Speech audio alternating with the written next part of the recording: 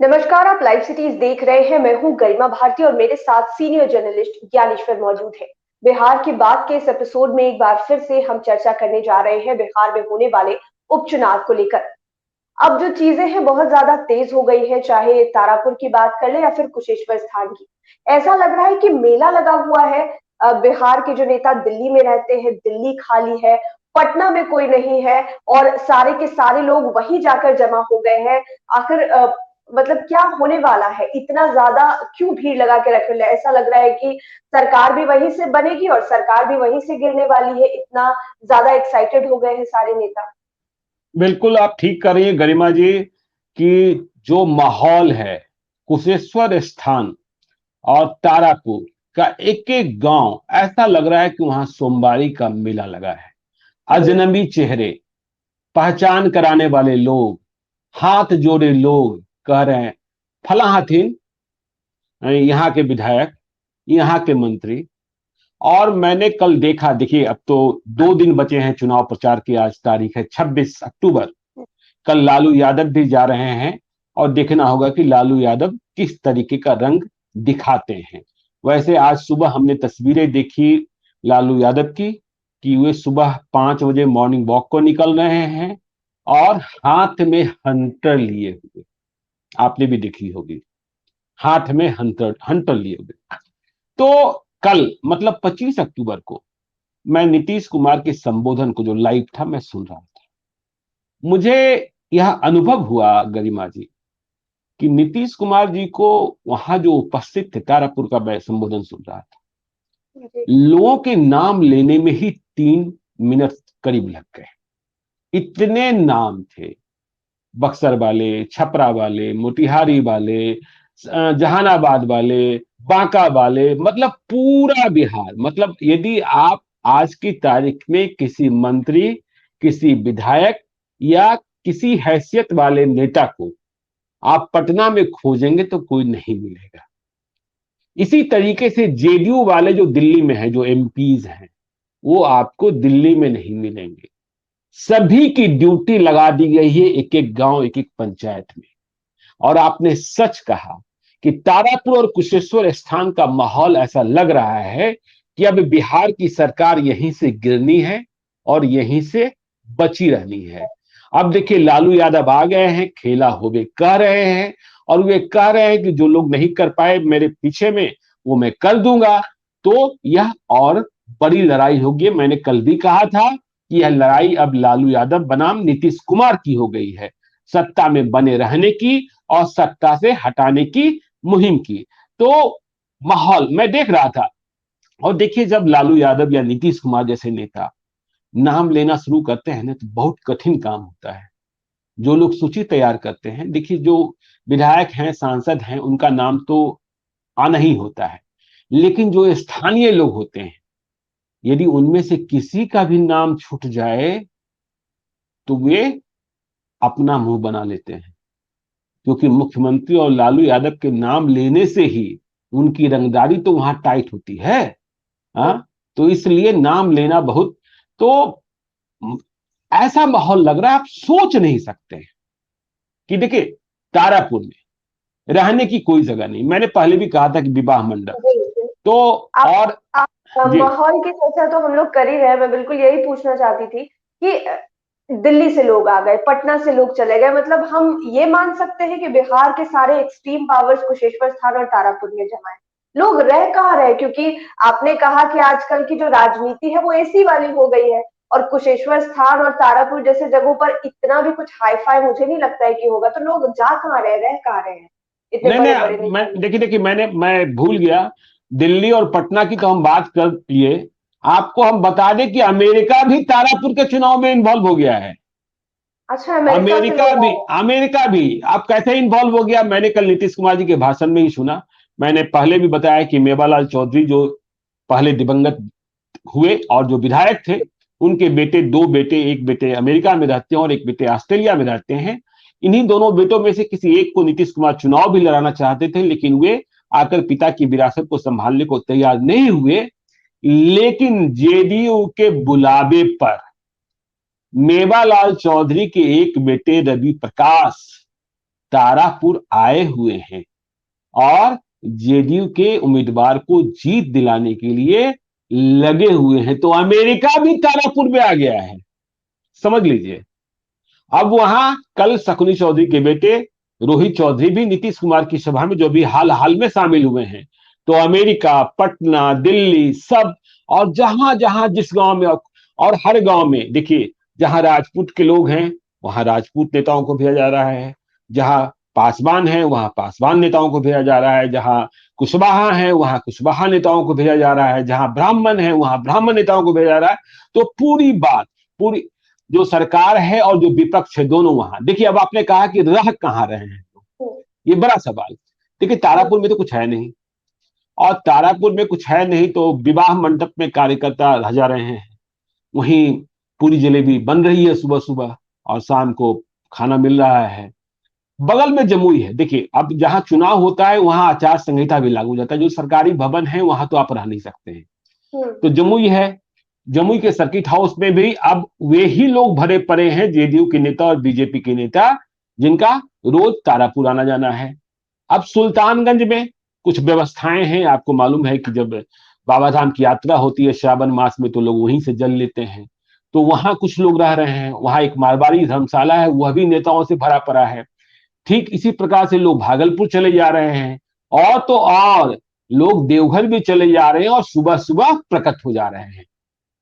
और अब देखिए, कुशेश्वर स्थान का जो बाजार है ना, मुख्य बाजार, आपको मालूम है आधा हिस्सा तो वहां आज भी आप नहीं जा सकते हैं, ठीक है ना। कुछ हिस्से में नक्सलियों का प्रभाव भी है। तो कुशेश्वर स्थान का जो मुख्य बाजार है वह कोई आधा किलोमीटर का बाजार है, ठीक है ना। लेकिन वहां भी सोमवारी मेले जैसा उत्सव है, और वहां आज की तारीख में हर ब्रांड मिल रहा है। अब ब्रांड कहने का मतलब समझ लीजिए, मैं ये नहीं कह रहा हूं कि लाल पानी वाला नहीं कह रहे हैं, लाल पानी की व्यवस्था भी शायद हो सकती है, चुनाव जब इतना कठिन चुनाव है।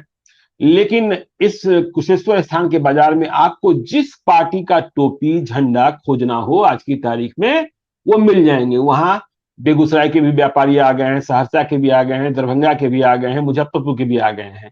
तो वहां नेताओं के अलावा ये जमघट भी साफ साफ दिख रहा है 500 बाजार में। मतलब क्षेत्र के लोग परेशान हैं। देखिए, बहुत छोटे छोटे शहर हैं और एक दूसरे को पहचाने, लेकिन इतने गुमनाम लोग, इतने अजनबी लोग आए हुए हैं और सब ब्रांडेड लोग आए हुए हैं कि लोगों को लग रहा है अरे। तो आज की तारीख में आप कह सकते हैं कि तारापुर राजधानी बनी हुई है, कुशेश्वर स्थान समानांतर राजधानी बनी हुई है पटना की। तो ये माहौल है, ये माहौल 28 तारीख तक आपको दिखेगा। हमने बार बार बिहार की बात में चर्चा की है तारापुर की। जी आज हम लोग कुशेश्वर स्थान को लेकर चर्चा करें, क्योंकि वहां का भी माहौल जानना बहुत ज्यादा जरूरी है। हमेशा हमने बात की कि कांटे की लड़ाई तारापुर में, लेकिन अब तो कुशेश्वर स्थान में भी एक्सट्रीम पावर्स जाने लगे हैं, लोग जमा होने लगे। क्या लग रहा है? देखिए ना, मीरा कुमार भी आ गई कांग्रेस की ओर से। हमें नहीं लगता है कि 2019 के चुनाव के बाद, लोकसभा चुनाव के बाद वो कभी बिहार में दिखी भी थी। तो वो भी आ गई। और आपने कहा कि तारापुर की चर्चा और कुशेश्वर स्थान की चर्चा। देखिए, आप इंडिपेंडेंट एनालिसिस की बात कीजिए, मैं अभी लाइव सिटीज का कोई एग्जिट पोल नहीं बता रहा हूं, ठीक है ना। और ये जो उपचुनाव है इसमें कोई एग्जिट पोल की गुंजाइश भी नहीं बनती है। हाँ, जिस दिन चुनाव होगा 30 तारीख को, तो रुझान कुछ दिखेंगे, तो जरूरत होगी तो संभावनाएं बताएंगे। लेकिन जो लोग ग्राउंड जीरो पर जा रहे हैं या जो पार्टी के लोग हैं, यदि उनसे हम चर्चा करते हैं, आरजेडी वाले कह रहे हैं हम दोनों सीट जीत रहे हैं, अब तो लालू यादव आ गए, हारने का कहां सवाल पैदा होता है। जेडीयू वाले कह रहे हैं हम दोनों सीट जीत रहे हैं, नहीं कैसे जीतेंगे, सरकार हमारी, लोग हमारे, सीट, हाँ सीट भी हमारी। लेकिन जो दोनों पार्टियों के भीतर, हमने फिर से हम करेंगे, लाइव सिटीज का एग्जिट पोल नहीं है, लाइव सिटीज का ओपिनियन पोल भी नहीं, लेकिन जो लोग इंडिपेंडेंट तरीके से बोल रहे हैं वो ये कह रहे हैं कि देखिए, तारापुर की लड़ाई आज की तारीख में बराबरी की लड़ाई है, ठीक है ना। बराबरी की लड़ाई है और सब कुछ डिपेंड है, जैसा हम पहले भी कहते आ रहे हैं, वैश्य समाज के मतों पर। तो तारापुर में बहुत तगड़ी लड़ाई फंसी हुई है। आरजेडी का दावा है कि हम कुशेश्वर स्थान भी जीत रहे हैं, लेकिन जेडीयू का मानना है कि देखिए, तारापुर की लड़ाई बराबरी, लेकिन कुशेश्वर स्थान में हमारी थोड़ी बढ़त है। ठीक है, तो ये इन लोग का इंटरनल एनालिसिस है। ठीक है, अब देखिए, आपने कहा कि तारापुर की चर्चा हमने बहुत करी और कुशेश्वर स्थान की चर्चा आज हम विस्तृत रूप से करें। तो देखिए, कुशेश्वर स्थान में बहुत सारे फैक्टर चल रहे हैं। देखिए, आरजेडी ने वहां कांग्रेस से सीट छीनी और वहां एक मुशहर को, लालू यादव के शब्दों में ही, मुशहर को उम्मीदवार बनाया गया, गणेश भारती। और यह वोटों का योग जोड़ा गया। आपको पता है कि शशिभूषण हजारी के बेटे उधर से जो जिनका निधन हुआ था विधायक का, उनके बेटे को जेडीयू ने प्रत्याशी बनाया। तो कांग्रेस से यह सीट लड़कर क्यों हासिल की आरजेडी ने, और आरजेडी ने गणेश भारती को उम्मीदवार क्यों बनाया? तो आरजेडी का यह सोचना है कि मुसलमान प्लस यादव प्लस मुसहर, मुसहर वहां पासवान के बाद सबसे बड़ी संख्या या बराबरी में, इनके मत मिलने के बाद हमें तो जीत से कोई रोक ही नहीं सकता है। लेकिन जब आज हम कुशेश्वर स्थान बात कर रहे थे, तो देखिए वहां के समीकरण, देखिए यह सही है कि यदि ये तीनों मत मिल गए तो आरजेडी की जीत हो जाएगी, लेकिन वहां ग्राउंड जीरो पर हालात कुछ दूसरे भी हैं। देखिए, कुशेश्वर स्थान ही नहीं, दरभंगा का एक क्रिमिनल हुआ करता था कारी पासवान, बहुत ही बड़ा क्रिमिनल। कारी पासवान की कहानी हम किसी दिन खबरों के पीछे में बताएंगे, बताना तो अभी चाहते थे लेकिन मुझे लगा कि चुनावी मुद्दा बन जाएगा, इसलिए अभी विस्तार से नहीं बता रहे हैं। तो कारी पासवान इतना बड़ा क्रिमिनल हुआ कि उसका नाम ही रख दिया गया था पेटचिरबा क्रिमिनल। हाँ, और इसके साथ ही उसने महिलाओं के साथ इतना यौन शोषण किया कि कई कई गांव महिलाओं से खाली हो गए थे। देखिए, पलायन होता है वहां, जो बूढ़े लोग ही रह जाते हैं, इसलिए रहते हैं कि जो जवान होते हैं वो कमाने बाहर चले जाते हैं। पर कारी पासवान का खौफ इतना था, और कारी पासवान की जो लड़ाई थी वह यादवों के साथ लड़ाई थी। कारी पासवान के साथ मुशहर भी थे। कारी पासवान के बारे में यह कहा जाता है कि पहले उसके एक भाई की हत्या यादवों ने कर दी थी और लाश को घोड़े पर रख दिया था। इसके बाद ही वह इतना ज्यादा क्रूर हुआ। और कारी पासवान जब मोस्ट वांटेड हो गया था, तो दरभंगा की एक बहुत ही चर्चित और बहुत ही कड़क पुलिस पदाधिकारी रही शोभा ओहतकर, अभी बिहार पुलिस में डीजी रैंक की पुलिस पदाधिकारी है। तो कारी पासवान के बारे में खबर यह मिली थी कि उसका ठिकाना दिल्ली में है, 1998 में, 1998 में। तो शोभा ओहतकर दिल्ली तक पहुंच गई थी, लेकिन लास्टली मालूम यह हुआ कि ये जो ठिकाना है वो एक केंद्रीय मंत्री का ठिकाना है, और दिल्ली पुलिस ने मंत्री के बंगले में घुसने से इनकार कर दिया था। तो कारी पासवान नहीं पकड़ा गया। कारी पासवान बाद में 2001 में 5 जिलों की पुलिस के संयुक्त ज्वाइंट ऑपरेशन में मारा गया था, दरभंगा में ही। तब एसपी सुधांशु कुमार थे। तो कारी पासवान को लेकर, और कारी पासवान का झगड़ा हमने बताया ही सदा रामानंद यादव के साथ, अब तो रामानंद यादव भी मारा जा चुका है। तो ये जो दलित वहां इकट्ठा हुए, पासवान और मुशहर, बाद में मैंने कहा कि वहां कुछ नक्सल एक्टिविटी भी हो गया था। तो यादव बनाम ये मुशहर और पासवान चलता रहा। तो जिन गांवों में मुशहर भी हैं और यादव भी हैं, वहां दोनों के बीच 36 का रिश्ता है, और यह चुनाव फैसला करेगा कि वोट के दिन दोनों मिलकर वोट देते हैं कि नहीं देते हैं। लालू यादव और तेजस्वी यादव के प्रयोग से क्या यह झगड़ा खत्म हो गया? और यदि झगड़ा बरकरार रहा और यादवों का वोट प्रतिशत गिरा, तो जेडीयू फायदे में होगा। लेकिन यह भी सच है कि जिस गांव में यादव नहीं है, मुशहर हैं, वो आरजेडी के प्रति झुकते दिख रहे हैं। तो ये जेडीयू के लिए कठिन चुनौती है। तो कुशेश्वर स्थान की ताजा स्थिति यह है। पिछड़ापन को लेकर चर्चा होती रहती है। मैंने कल भी कहा था कि सड़कें दिखाई जा रही हैं, लेकिन नीतीश कुमार ये याद दिला रहे हैं, और जो जेडीयू याद दिला दे रहा है कि 2005 के पहले आपको दरभंगा से कुशेश्वर स्थान आने में कितना समय लगता था।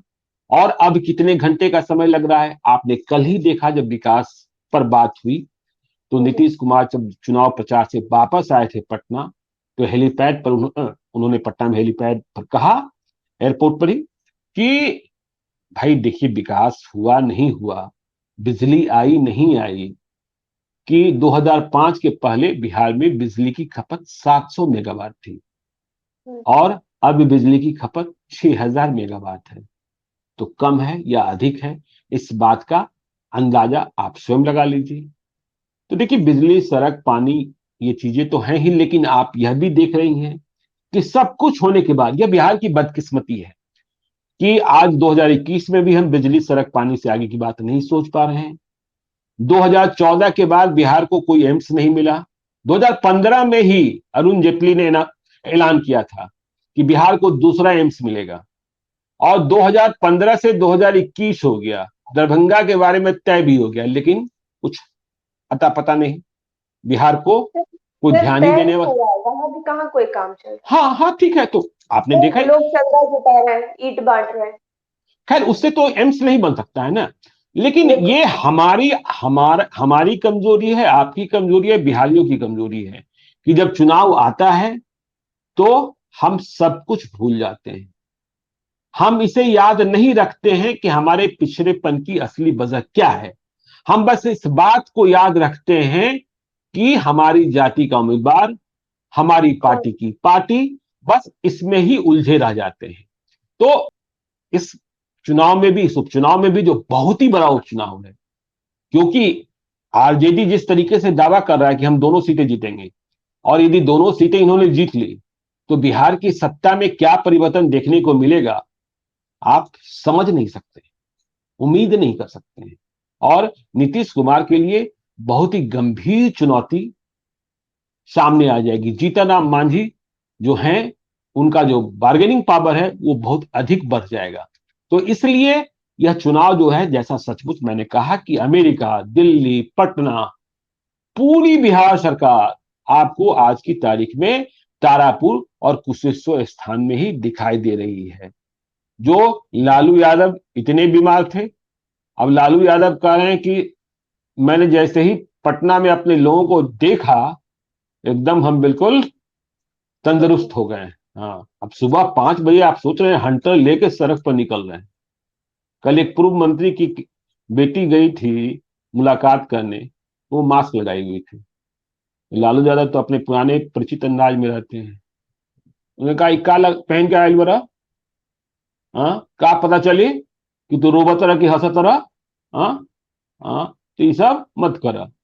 और लालू यादव की अपनी शैली है, मालूम हुआ कि कुछ जो उनका बंगला है वहां कुछ बकरियां भी पाली गई हैं। तो लालू यादव आए तो देखा उन्होंने कि बकरियों के सिर को बांध कर रखा गया है, जिस तरीके से आप गाय को बांध कर। तो लालू यादव ने कहा कि ई कौन कर दिया भाई, हाँ एक के बांध ले बा, खोलो सबको, सबको खोलो, आजाद करो।